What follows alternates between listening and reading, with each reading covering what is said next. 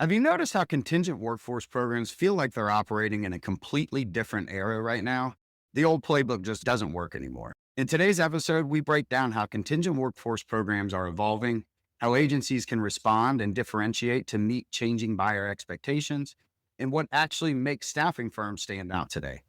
You'll hear directly from a buyer running a massive contingent workforce program as we unpack what's shifting in the market, how organizations are rethinking labor models, and what should be standardized across multi site programs versus what must stay local to succeed. If you want to align better with what buyers want and position your business to win more opportunities, this episode's a must listen. Welcome to Staffing Made Simple, a podcast series powered by Simple VMS. Welcome back to Staffing Made Simple, brought to you by Simple VMS, as always, the most vendor-friendly VMS on the market. This is a podcast where we bring you real-world insights and actionable ideas that you can use right away, whether you're on the buyer side or the supplier side of contingent workforce. I'm Casey Wagonfield, been in the staffing industry for about 16 years now, and honestly, I love co-hosting this podcast because this industry really never sits still, and it's always evolving, and we get to bring on really cool guests who get to help us make sense of where things are right now and where it's all heading next. And today, we're keeping this one practical for both sides of the table. So buyers running programs and staffing organizations that are supporting them. We're digging into what's changing in contingent workforce programs, how agencies can better align with the evolving buyer needs, and what should standardize versus keep local, and what good looks like when you're actually measuring quality and retention in light industrial especially. And don't worry, your favorite co-host, Rob, is here too. And if you're new here, Rob is a senior vice president of growth here at Simple VMS and always brings his years of experience and insight. What's up, Rob? What's up, Casey? I've been looking forward to this episode. We're going to be joined by Meea Evans-Cone, and you're going to hear really quickly why she's such a strong voice in the contingent workforce space. Meea is a buyer-side contingent workforce leader at CEVA Logistics. She brings a rare perspective because she's also worked on the staffing side as a talent leader earlier in her career. She's also very active in the industry, sharing what she sees in the real world. She's a speaker at ProcureCon 2026. Last year, she spoke at the Woman of Work on redefining contingent workforce success metrics and shifting the focus from cost savings to value creation. I was super impressed when I first met her, and I know our listeners are going to love her insights. Meea, welcome to the show, and thanks for coming on. Thanks for having me. I'm excited to be here. All right. And as Rob mentioned, Meea, you've lived in both worlds. You started on the staffing side and now you're running a huge contingent workforce program. Is there anything that you learned in staffing that has directly helped you in the seat you're sitting in today? Ultimately, I learned the blueprint of the pricing structure, but also the same for service delivery. I understand the financial burdens of staffing better than most in the organization. And I also understand what it takes to recruit and retain a great candidate. This helps me set realistic KPIs and expectations with our stakeholders and essentially helps the suppliers because they don't have to do that. When I was in staffing, I wish every person knew the financial burdens. Some of the expectations are unrealistic and I have to educate. It's kind of crazy how it's ever evolving. It's never ending, the evolution and the things that the staffing companies have to deal with. But you were all over the country last year, Meea, hitting every conference you could to learn what's changing. If you could summarize it, what trends feel real right now and what feels like it's just fluff? Ultimately, I feel like the world of work has changed significantly. And I say that because of the way I was raised, right? You go to work, you're going to work for X amount of time, save your money, retire, all the good things. And people are doing different things. Gone are the days of everyone seeking a 40-hour work week that leads to full-time employment with a client. People are genuinely wanting to work as a way of financially augmenting their dreams and true career aspirations. As employers, we should create a space that supports this while also achieving the responsibilities we have to our customers. So it's a true partnership for everybody that's involved. The noise, AI, and the fact that it's going to take our jobs, I wholeheartedly believe that this is a farce. AI is a resource that will make our daily jobs at work more efficient. It will remove the quote unquote other task as assigned in our job descriptions and allow us to focus more on our key priorities. I love that. We've actually talked on another episode about that with some staffing people that they're using it for that reason. Use it to do the busy work, but you're still going to need recruiters in the relationships in that business and talking to people in person, but using the AI to do the busy work so you can focus on the things that matter. Absolutely. And I know you talked about some different things you're seeing in the market when people hear terms like EOR and direct sourcing and outsourcing. And to some people, that can be confusing. It's just not familiar. How do you really decide between what's the best for you when you're making your choice?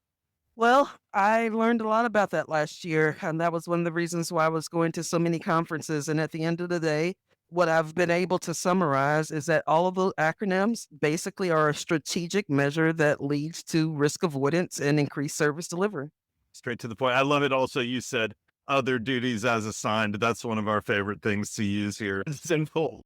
So if a buyer is thinking, hey, we need to modernize our contingent workforce strategy, what are the first three moves you'd make in the first 90 days in a way that both buyers and suppliers would understand? Well, 90 days is a short period, but it should be exploration, right? You need to understand what you have in front of you. Do you have the right data that's needed to make the bold moves? Talk to your stakeholders, understand where their pain points are, understand what the gaps are.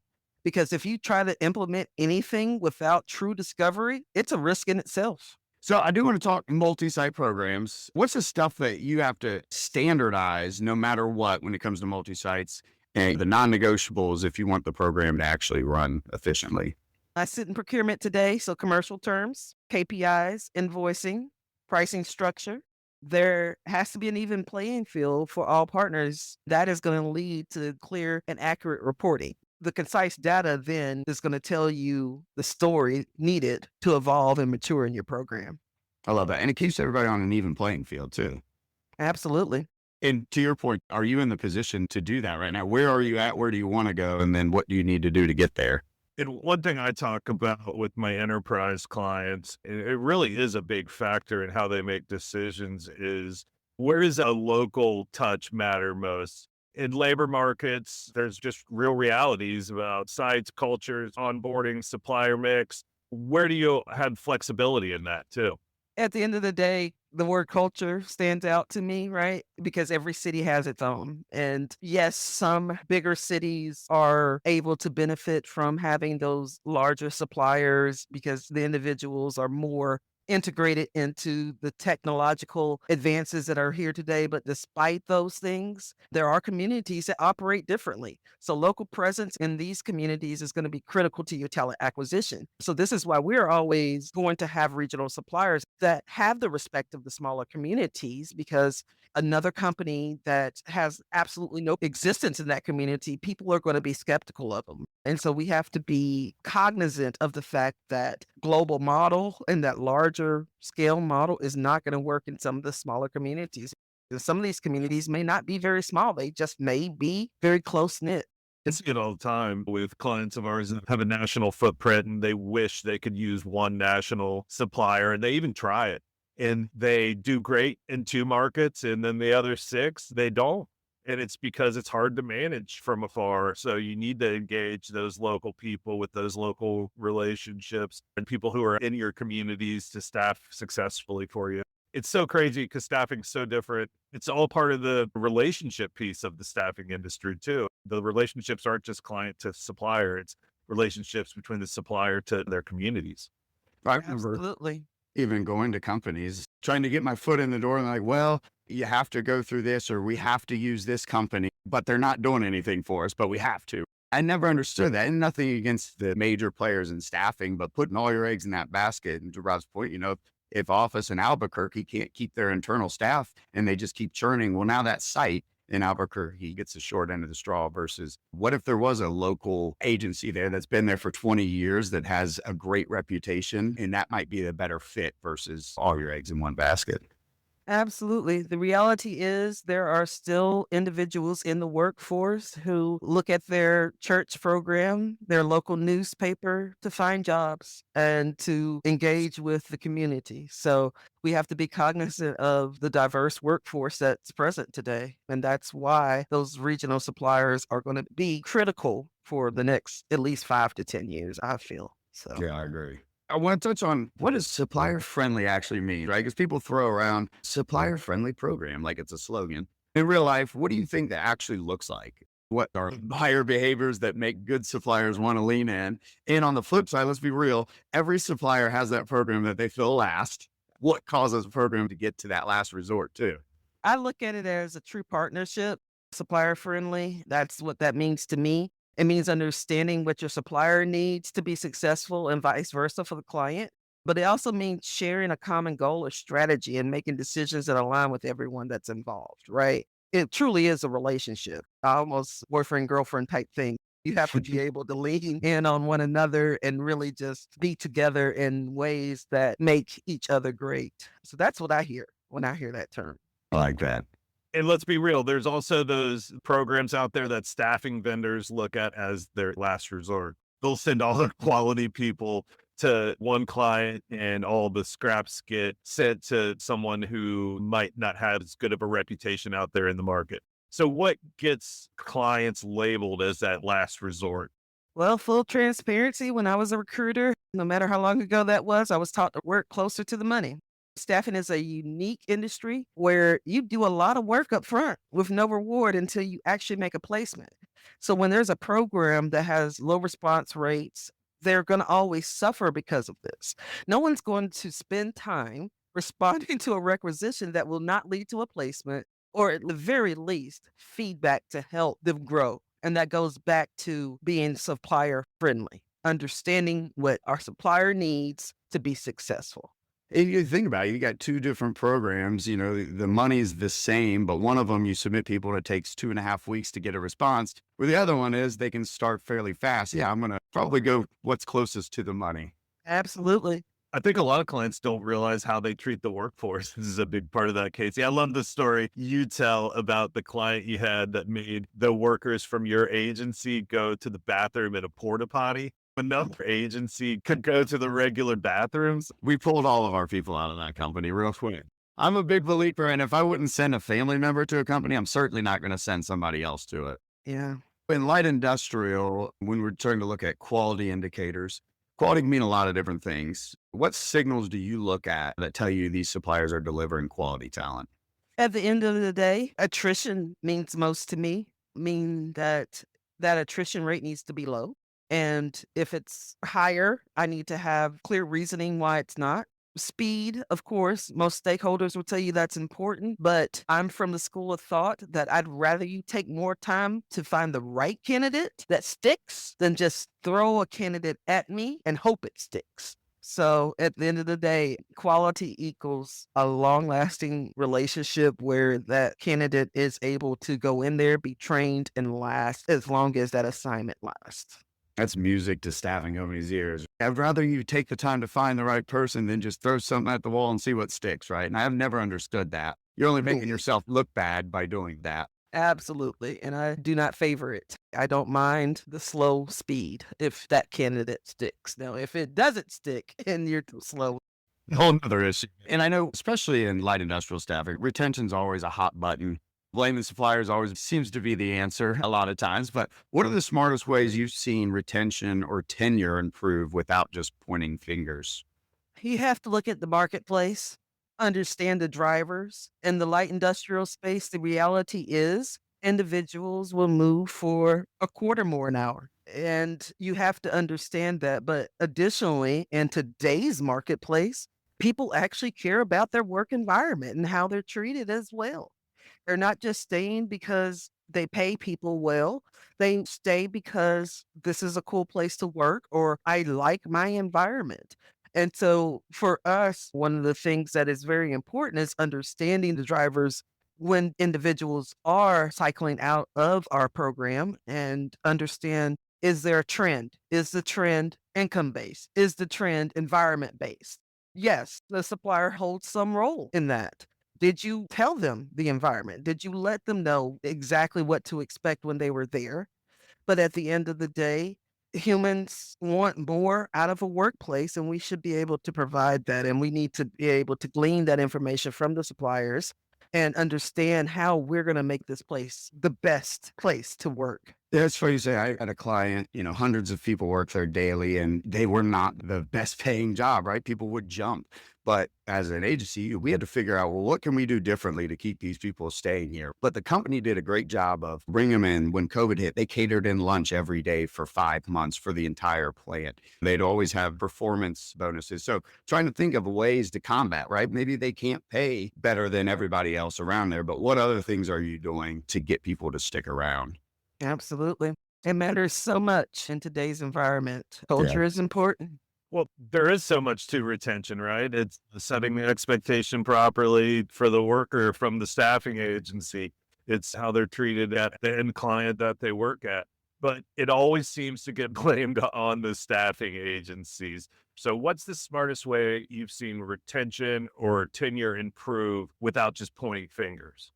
Ultimately, because I sit in a world where it's heavy on the light industrial and industrial space, we have to make sure that we have true market differentiators that are separating ourselves from our competitors or the other competitors in the marketplace that are offering similar work.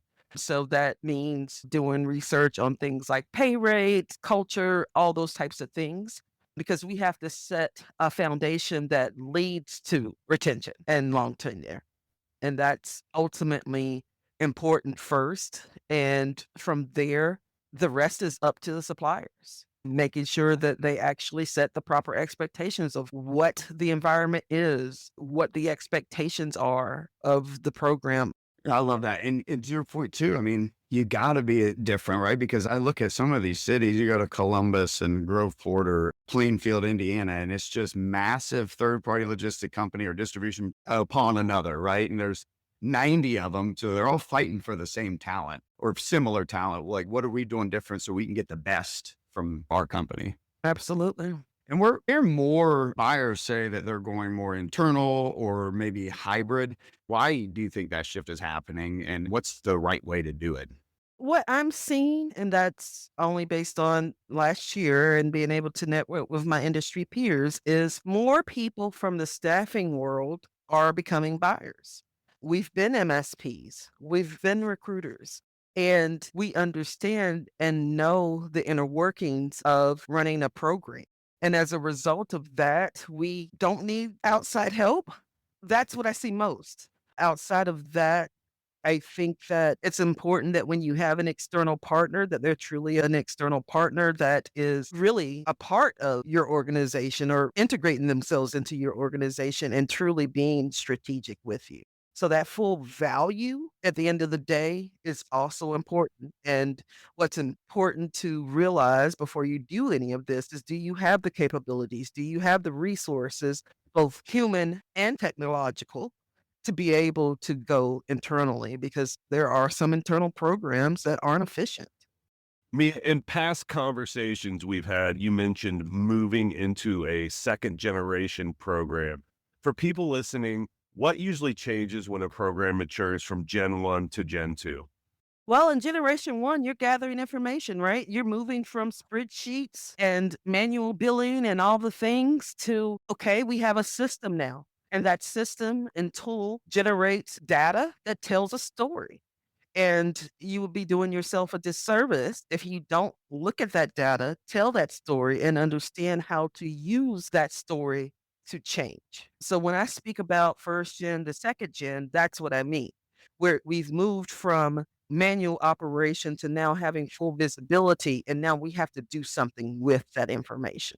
And we talked a little bit about niche agencies, and maybe that even goes into finding local or niche agencies that are local. But a lot of agencies say they're niche. Buyers hear that all day. This is what we do. We specialize in this. What's the best way for a niche supplier to prove their expertise in a way you actually trust? Well, ultimately for me, because I'm so familiar with the staffing industry, you have to have a differentiator. And coming from a space where I know too much, but I also look at, again, strategy. What are the company's objectives that I'm working for? And how does this company or this supplier align with those objectives?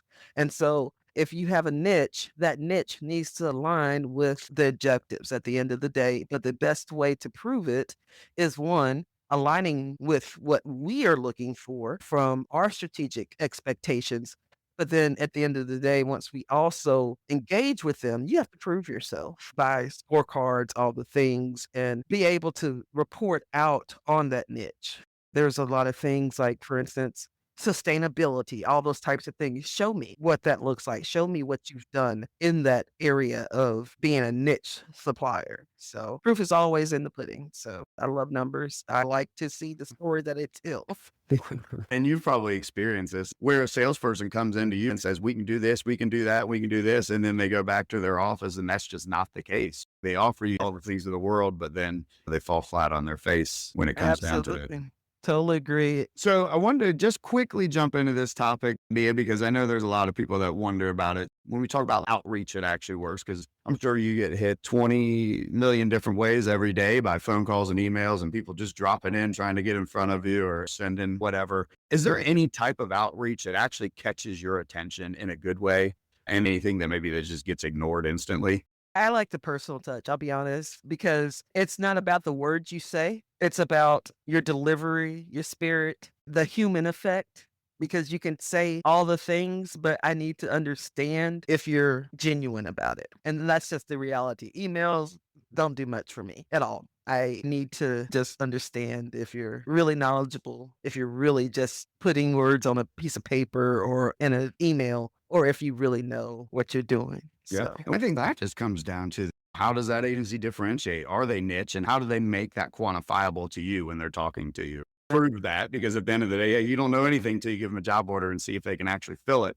So it's hard to judge that, I guess, up front. it is. Piggybacking off of that, what is a way that they can prove they're actually knowledgeable? Casey just said it, right? Proving that you're actually knowledgeable is by delivering. And that's just the reality of it. Once you get that in and you're able to prove yourself from a sales standpoint, the fastest way to have your credibility is to actually be able to deliver and show me what you can do. If somebody's coming up to you, they're seeing you at a conference or something, they've got 30 seconds in front of you. What should they lead with that would earn them 10 more minutes?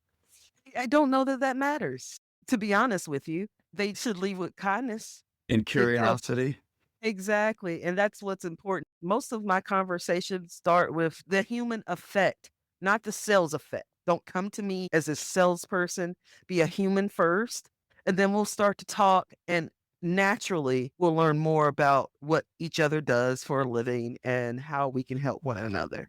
I believe in genuine connections. I do. I love that. Our last episode was with a consultant within the staffing industry named Mark Winter, and he talked about just being a consultant. Don't be salespeople. People smell your commission breath a mile away. Figure out what their pains are and how do you fix those pains. Don't go in just checking boxes to ask these questions. Be that thought leader and that consultant for your clients. I can relate to that. I go to my fair share of conferences, and I'll tell you, 90% of the relationships I build at those conferences are at the dinners, the happy hours, talking about real life things instead of me standing at a booth and trying to hard pitch someone. It honestly took me a long time as a sales professional to realize that. I matured into that as opposed to just it being something that was natural to me for sure. It's important. And I agree with you, though, about those relationships. You learn more just being genuine and honest with one another. So, And Meea, when we talk about like true staffing partners that go out of their way, bringing different things to you, is there anything that stands out to you that they bring to the table that's different than all the others?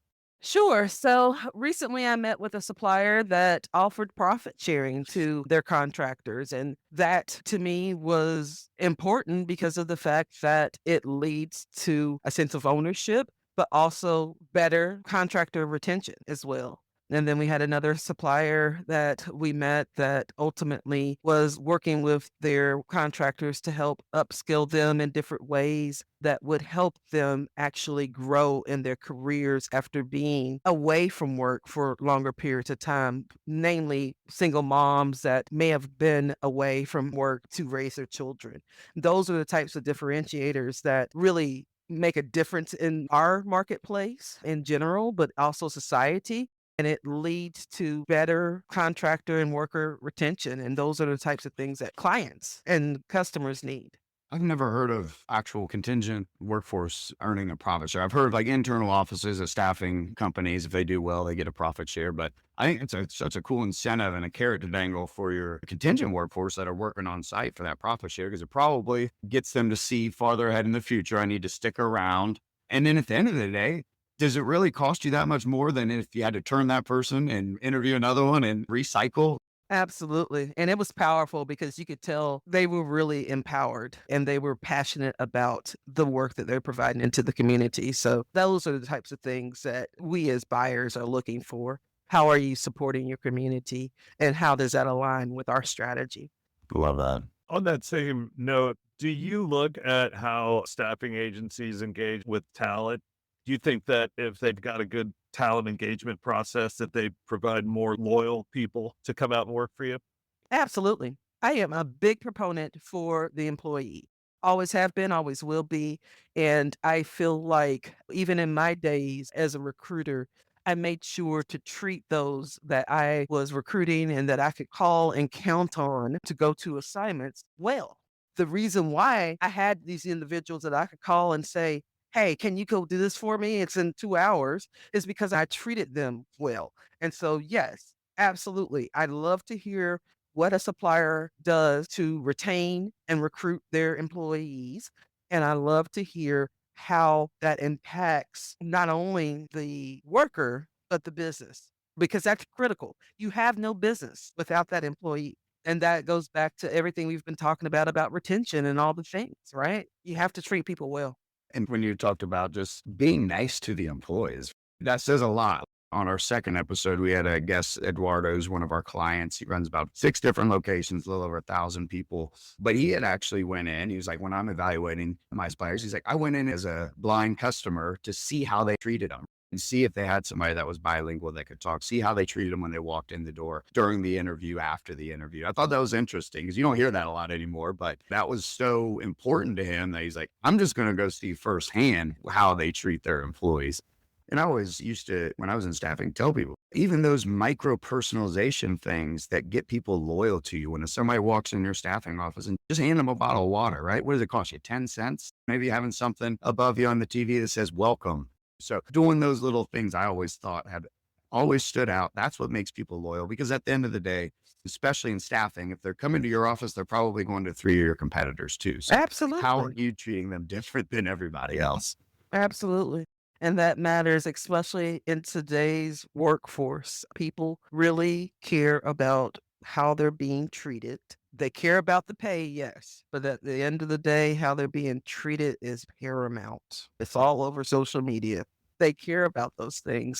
I mean, 10 years ago, it was just all the pay, right? I think over time, it's just like, all right, they want meaning in their job That's versus right. just the pay. Yeah, pay is important. You still got to pay bills, but I want some Right. meaning behind what I do.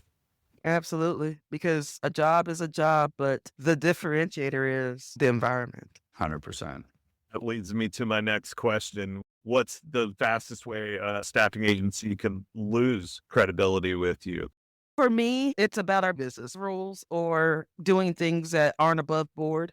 I have a huge amount of integrity in everything that I do, whether it's in my life or in my business. And anything that someone says or does that loses credibility with me in the things that I know are right or wrong, I can't do business with them. That's not okay. A lot of agencies say they've got all this technology and they got this data, and some of them really do. But when they show up and say they've got data and tools, is there any proof points that actually make you sit up and say, all right, well, these guys are different. I like that.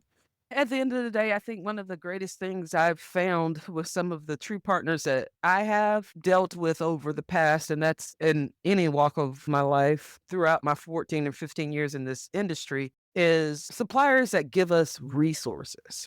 I have suppliers that often reach out to us and say, hey, heads up. This is happening in California. This is happening in New Jersey, right?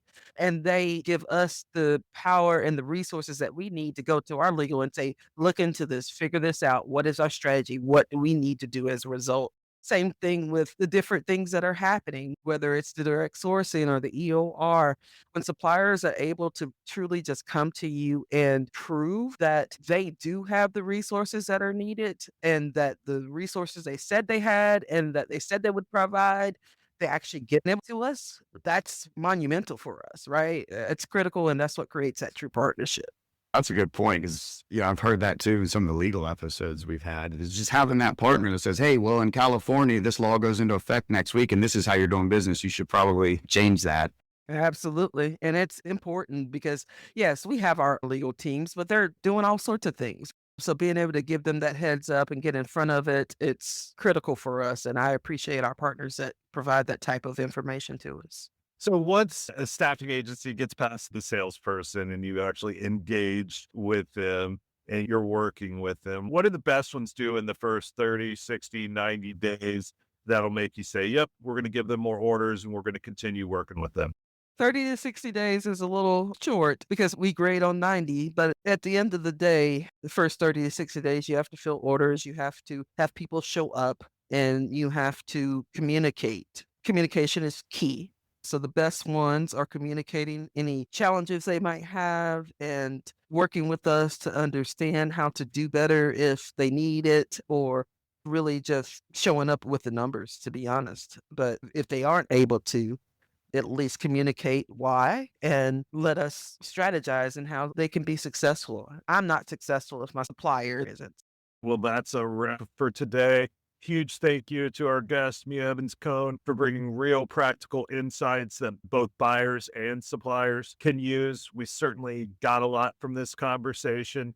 For the buyers, you've got a clear view of what's changing in contingent workforce programs and what's worth standardizing versus keeping decentralized, and quality and retention, what they really look like in light industrial. For staffing teams, understanding how buyers are rethinking their strategies with using temps is crucial, considering how to expand your model, specialize, and leverage different tools and analytics to stand out could really make a big difference for future success. If you got value from this episode, do us a favor, subscribe, leave a quick review, share it with somebody on your team who needs to hear it. And if you want to keep the conversation going, connect with Rob and I on LinkedIn. Whether you're managing a contingent workforce program or supplying one, we also encourage you to check out Simple VMS at simplevms.com to see how we help teams streamline processes and drive better results. Thank you again for listening to this episode of Staffing Made Simple. Until next time. This has been an episode of Staffing Made Simple, powered by Simple VMS, the vendor-friendly VMS.